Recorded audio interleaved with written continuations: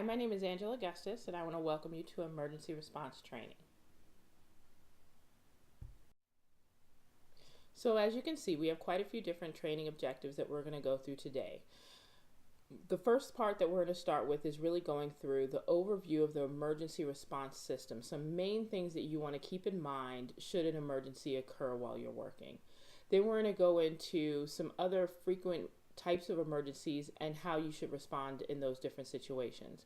Everything, as you can see, emergency evacuation, medical emergency, fire emergency, extended power loss, chemical skills, telephone bomb threats, severe weather, and natural disasters. While we're also talking through these different things, we'll also be explaining what is your role as a staff person, as a part of the team at David's Loft Clinical Programs, and how you should respond in these different situations. So before we get started, I want to talk a little bit about the purpose of doing this kind of training. So as you can see in this picture, you have railroad tracks all over the place. And so this really is like the chaos that can happen when you're in an emergency situation and you have tons of decisions to make. There's stuff going on all over the place. And so the purpose of this training is to really get you from this kind of a picture of everything all over the place to having some kind of a plan and having clear, concrete decisions that you need to make and what to do in different situations so that you can be the most successful through this process. So there's certain things that you should do, no matter what kind of an emergency there is, that is going to help to handle everything in a way that's going to keep you being successful to make sure that everybody stays safe. So the first thing is that you need to stay calm. As the staff person in the situation, as a leader in the situation, your excitement can actually make things get out of control really, really fast. So you want to make sure that you stay calm throughout the entire situation.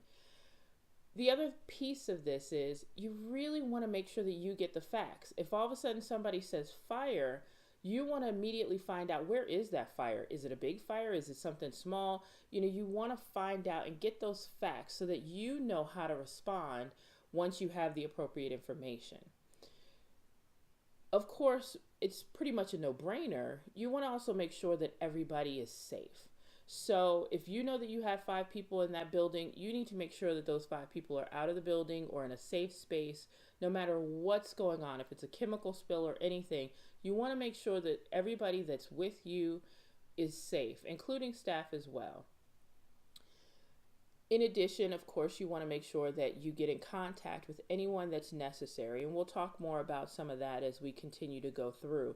But we want to make sure that leadership's involved. We want to make sure that you're calling 911 when appropriate, all those different kinds of things.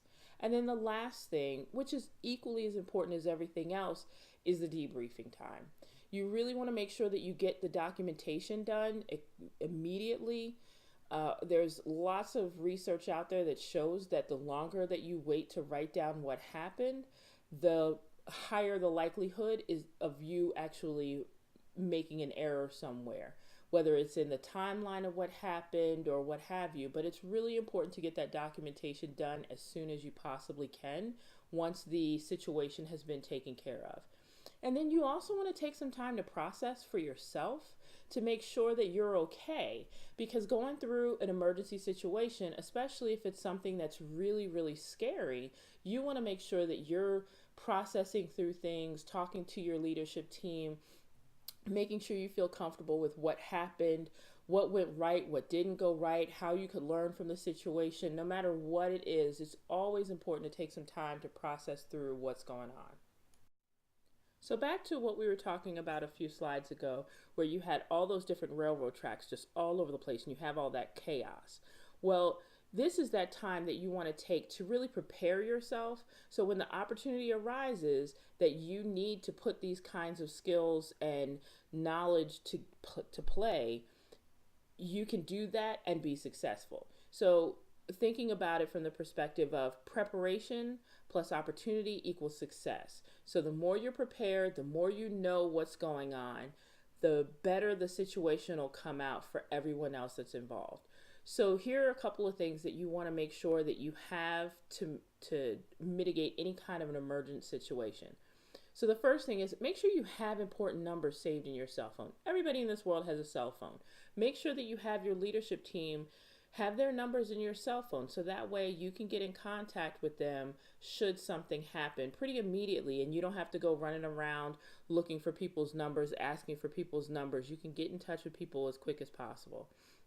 As I said earlier when talking about, the importance of documentation, write down as much as you can as soon as you can.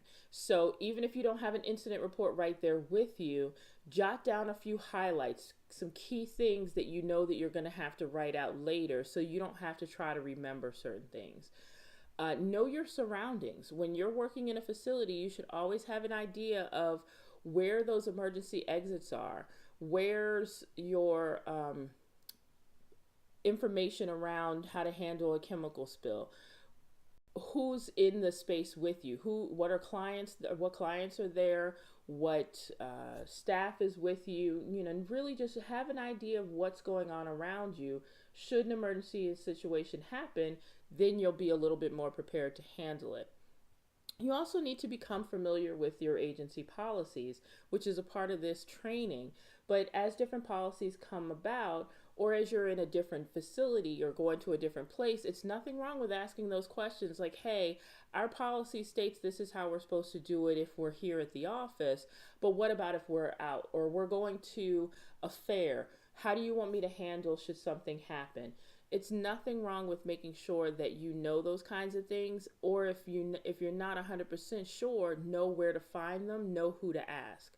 Also, another thing that's really, really important, be aware of the client triggers. When we work with people who have substance use and mental health challenges, sometimes there's certain triggers that may be there that you wouldn't necessarily expect. So knowing those kinds of things, knowing the medications that they take, knowing their physical limitations can really help you to handle an emergent situation. You may not be able to get their medication, but if you're in a situation where there's a house fire, and you have somebody that takes a great deal of meds, you should at minimum be able to say to somebody, hey, I don't know exactly what meds this person takes, but I know they take meds on a regular basis. So then we can follow up and get a hold of doctors and things of that sort, so people, and you can advocate to make sure that person has that medication that they need. Also, knowing those people's physical limitations. If you have somebody that really has challenges mitigating steps, and you know that they're on the second floor of a facility, it's really important to know that kind of information so that you can help them get to safety. And then lastly, of course, you want to know who to report to, who to call in certain situations. And again, you can go back to agency policies. You can look at the emergency response policy for this agency, and it clearly states who are some of the different folks that you should be contacting, making sure that you contact your immediate supervisor. It's important to make sure that everybody knows what's going on, especially when you're trying to deal with an emergency. So in this next section, we're really going to start digging into the different types of emergencies that you very well may face in the work that you do. It's not an exhaustive list because we know that life happens, but it's just some basic things to be able to have some framework in your mind as to how to handle these different situations. So emergency and evacuation.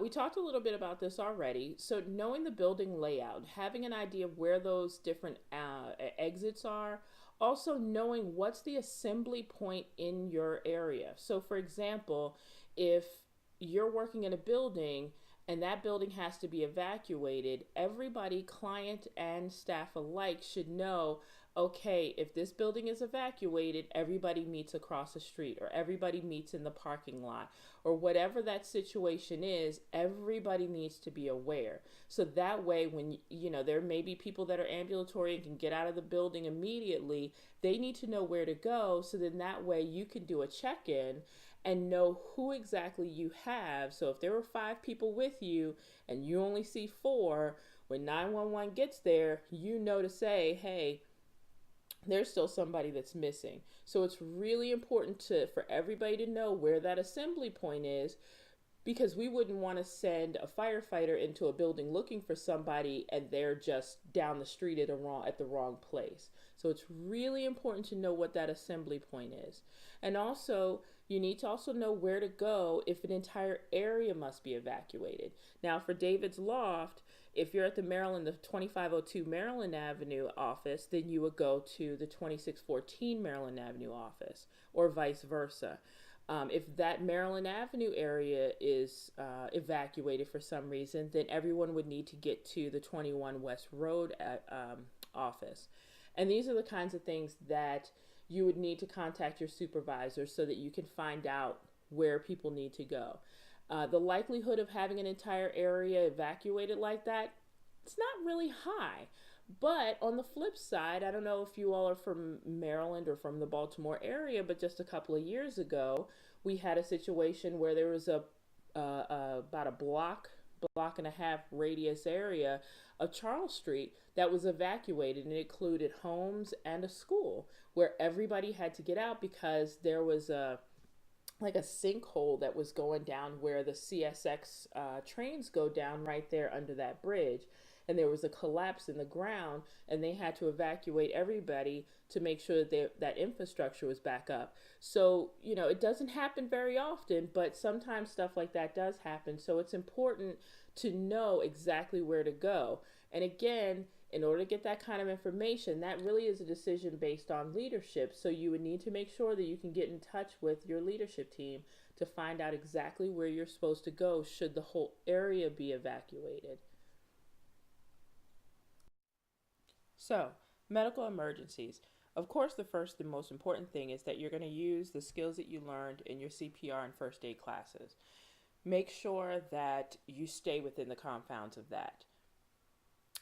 It's really hard sometimes because, we all have our different things that our parents may have shared with us or taught us when we were young, like drinking ginger ale if your stomach's bothering you, stuff like that. When you're at work, it's really important that you just stick to what you've learned in CPR and first aid. The other thing is take all of your reports of medical concerns seriously. Even people that tend to be a little more histrionic, people that tend to go into all kinds of different things all the time. My stomach hurts all the time. I have chest pains all the time. You still got to take those things seriously so that you never look at a situation and think, oh my gosh, I should have actually listened that time. We've all heard the story about crying wolf. The third thing is Narcan. With the opioid epidemic happening in our community at this point, or even in our country at this point, it's really important to know Narcan, know your company's policy around Narcan usage, and not hesitate to use it when necessary. Lastly, notification and documentation. I know it sounds like a broken record. I've been talking about documentation and notification, but it's really important that in any medical emergency, you automatically notify leadership that 911 is called, notify leadership what's going on. You also document everything appropriately. Fire and emergency. Fires are really scary, no matter who you are. But there are a couple of things that I'm going to share with you that will hopefully help you feel a little bit more confident to deal with a fire situation. There are two really simple acronyms. The first is RACE, the second is PASS. So RACE, the R stands for rescue. You want to make sure that you're rescuing and getting people out of harm's way. That's the first and most important piece. Alarm, sound the alarms, make sure the smoke detector alarm's going off, make sure you're calling 911, make sure you're getting that information out to even the people in the building that there's a fire and they need to get out. Sound that alarm. Confine, make sure you're confining the fire. If there are doors that can be shut, shut the doors. But again, most importantly, we're going to make sure that you're getting out of there. But as you're leaving different rooms, as you're checking rooms, make sure you're shutting those doors because that'll help slow a fire down from being able to go through a building. Lastly is extinguish. If you're comfortable in that situation and if the fire seems like it's small enough that you can get rid of it with a fire extinguisher, that's fine to do so. If not, go back to R, rescue, get out of the building. I can't stress that enough. Now, moving on to PASS. If you feel as though you're comfortable with using the fire extinguisher, there are 4 things you need to make sure that you do. The first is when you take that fire extinguisher, there's going to be a pin up by the handle. You need to pull that pin. That's the only way it's going to work. You're going to aim that fire extinguisher at the base of the fire. If you've never used a fire extinguisher, they're messy. It's going to be a mess. It's going to be all over the place. But you need to make sure that you aim it at the base of the fire, and then you squeeze that handle. That's what the first S. Squeeze that handle. That's what's going to get all of the chemical coming out of the fire extinguisher. The last piece is that you're going to just sweep back and forth, side to side, to make sure that you're getting the base of that fire. Just keep sweeping back and forth, side to side. But again, I can't stress enough, if you're not feeling comfortable doing that, or if you're feeling as though the fire is too out of control for you to try to get it taken care of with a fire extinguisher, go all the way back to R and rescue. Get out of the building. With power loss, there are things that staff need to do and there are things that leadership needs to do. So as far as staff, make sure that you're notifying clients, notifying leadership, notifying the authorities if necessary that there has been a power loss. Call BGE. You can call BGE and ask them for a restoration timeline, and that'll help you to give that information to your leadership team so that you all can make some good decisions on how to best protect the folks that are in that specific facility and whether you need to make any types of changes in programming. One thing you can do is unplug electrical devices. It's a good practice to have, so when the power is restored, you don't have that power surge and end up having difficulty with some of your electronics. Monitor your clients' needs. Focus on what the clients have going on.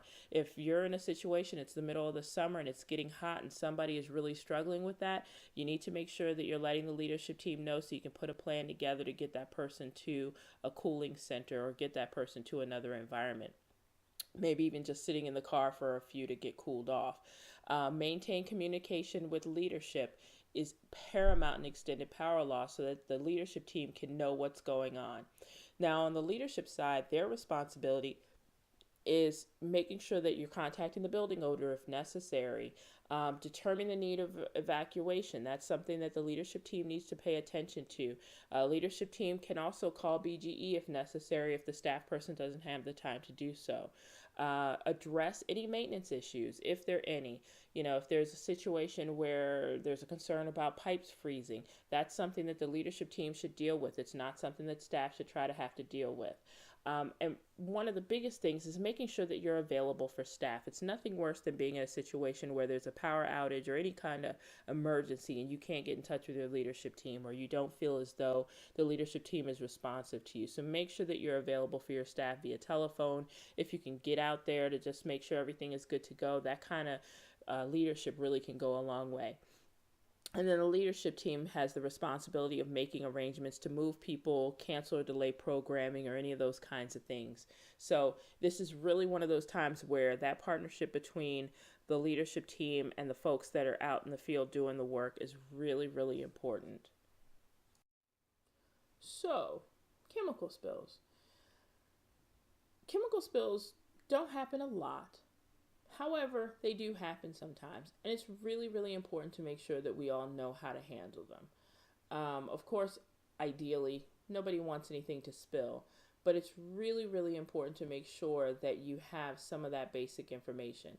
Now, everyone goes through OSHA training, so that really goes into the level of detail of how to deal with chemicals and how to deal with, what to do in those kinds of situations. But what I wanted to really point out here is, excuse me, some of the policies around chemical spills that are specific to David's Loft. So if it's a large spill, you want to make sure that you're containing that spill. Containing the spill may be just laying some towels down or something, depending upon what it is. Making sure that you let the you immediately notify the leadership team. I know I sound like a broken record, but that is so very important. Ensure that people are safe. Let folks know, hey, in the laundry room, we have, the bleach bottle spilled all over the place. We're trying to get it taken care of. Just don't go down there right now. Leadership, they will determine if, professional cleaning is necessary, and go from there. Make sure that you're opening windows, opening doors if needed, so that way nobody's getting asphyxiated. Chemicals can be really, really strong. If there's any kind of a mix of chemicals by mistake, it's really important to make sure that authorities know that kind of information. And if needed, you may need to evacuate.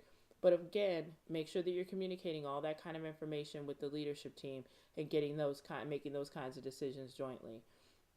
Of course, for a smaller chemical spill, you want to still notify leadership. You still want to open up the windows. And then also what's called the material safety data sheets. There is a book that's located in the utility room of every facility of David's Loft clinical programs. Any building, it's a binder, and it says on the front, David's Loft clinical programs, material safety data sheets. In that book is a data sheet that's created by everybody that creates any kind of chemical or has any kind of everything from hand soap to laundry detergent, bleach, ammonia, Lysol, all kinds of basic things that we use at work, we use in our homes.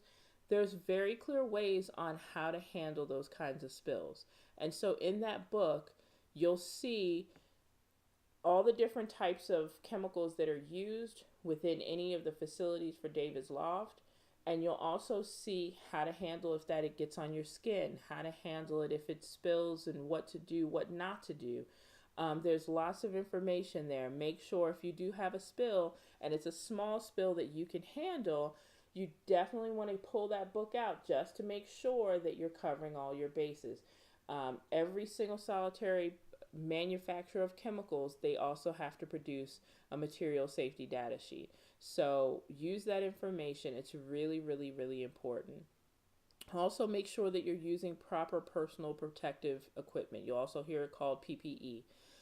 Make sure that you're using gloves when you're supposed to use gloves, making sure that you're putting a mask on if it's a situation where you could be inhaling a chemical. But again, that information is in the material safety data sheets. That information should also be discussed with leadership so that everybody is aware of what's going on and everything is being handled appropriately.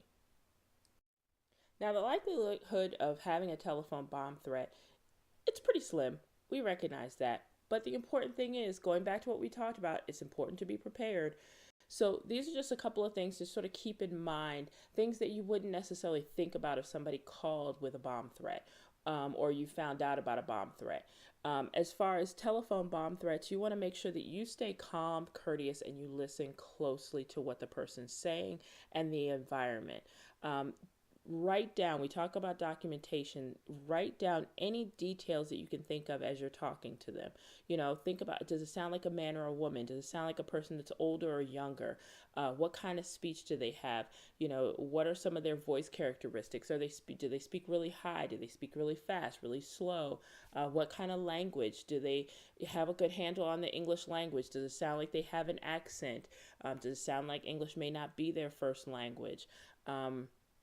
Think about or listen for background noises so that, did you hear a train go by? Do you hear kids playing? Do you hear horns honking? Things of that sort. Any of that kind of information is information that you can really use to help the authorities.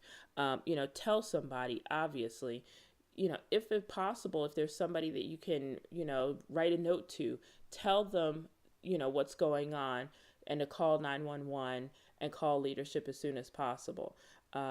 It's great to be able to get the authorities involved, but stay on the phone with the person if possible.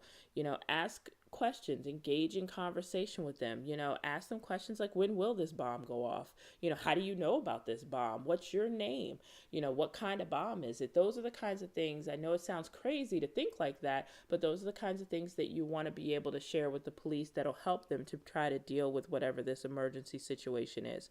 But most importantly, stay calm, be courteous, listen closely, get the authorities involved as soon as possible in the situation, and try to continue to stay engaged with the person. And then also you can use star 57 to actually trace the call back once the call is over as an option if you have that option on your phone. So severe weather and natural disasters, they suck. That's just real. Nobody wants to live through a tornado or an earthquake, floods, hurricanes, blizzards, stuff like that. And then no one really wants to be stuck at work in that kind of situation. But in the work that we do, it's important for us to recognize that our focus is to make sure that we're safe, the people that we're here to support are safe. And so, in order to do that, there's some things that you should do. Monitor the radio. Make sure that you're clear on what's going on. Listen to the media so what the timeline of things are. Are there any evacuation notices coming from the government, stuff like that? Stay calm and stay in contact with leadership. I know I sound like a broken record again, but you got to make sure that you're staying in contact with leadership so that you all can make decisions as necessary. Get prepared for evacuation. Things like hurricanes and blizzards, you have normally some leeway time on things like that. So making sure that, people have enough medications or that their medications are pulled or ready to be pulled if necessary if you have to evacuate. Making sure that you have plenty of water and food in the facility. So if you are having to shelter in place, you have the supplies that are necessary. Make sure you have things like flashlights and chargers for phones, things of that sort. And then as you see on the slide, there's some additional information. If there's a tornado, there'll be those sirens. Make sure you get into halls and doorways. Make sure you stay away from doors and windows. When I say get into halls and doorways, I mean literally in door frames, like interior door frames, because those tend to be slightly more stable parts of the average building. Earthquakes, be careful of falling objects. Don't stand right by that bookshelf with all kinds of books piled up precariously. Again, you can get in doorways. That's always a safe place to be. Floods and hurricanes, you want to be in higher ground. You want to, make sure you have an evacuation plan. Make sure that you stay safe. In flooded situations, if you're in the car or if you're transporting folks, make sure that if it looks like it's flood water, don't try to drive through it. If you're stuck in flood water and your car stops, you need to get out of the car and get to a safe space, get to higher ground, because flooding can easily swoop a car away. If you remember back to what happened in Ellicott City just a couple of years ago here in Maryland, it was pretty dangerous and there were some people that got hurt. Again, with blizzards, you want to make sure that you have things that you can stay warm, have supplies that will take you through the period. Sometimes you may get stuck for a day, couple of days, things of that sort. Make sure you have that food, the water, the medications, things to stay warm. And also, again, I can't stress enough, make sure you're staying in contact with leadership so that they can know what's going on and help you as much as they can. So there you have it. We went from chaos in the very beginning with 5,000, train tracks flying all over the place and trying to figure everything out to actually having a plan. And with a plan like these train tracks that you see in front of you, you're still going to have to make decisions. There's still things that are going to have to happen, but it's nowhere near as chaotic because you have some of this information. So I really hope that this information has been helpful for you. Make sure that in addition to this training, you spend some time reading through your handbook, reading through policy, know your policy, know what you can and cannot do, know who's responsible for what. That's the whole purpose of all the different policies that are in place, to make sure that we are protecting ourselves and we're also protecting the people that we're here to support. So finally, I just want to say thank you for being a part of the David's Law Clinical Program team. The work that you do is absolutely phenomenal, and you're really making a difference in people's lives. The mission of this organization is to provide clinically sound therapeutic services. Clinically sound is defined by the use of treatments, strategies, and interventions that have been proven to be effective through empirical research and peer review. Make sure that once you're finished the training, that you complete your quiz and send it to the main office so that you can get your certificate of completion. And again, thank you so very much for spending time with us from CMAG Associates. Training has been provided by CMAG and Associates, LLC, a consulting and training organization based in Maryland. We provide executive coaching, leadership development, succession planning, and policy and training. You bring the purpose and the passion, and we will help you with the process. You may contact us at cmaganassociates.com, on Twitter at cmagassociates, and by email info@cmaganassociates.com. Thank you again.